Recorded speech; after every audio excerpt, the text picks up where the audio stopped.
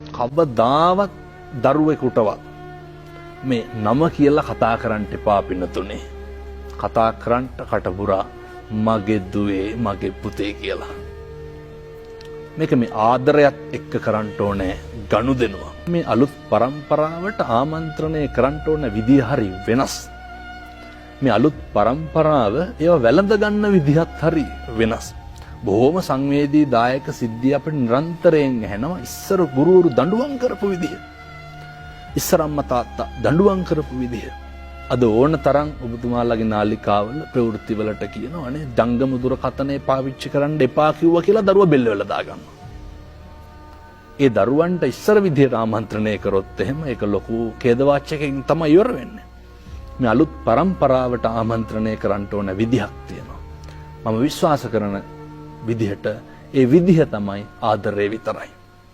දරුවෝ පුදුම විදිහට ආදරය වෙනවා. ඒ නිසා අපේ අම්මලා තාත්තලා මේක ගෙදරින් පටන් ගන්නට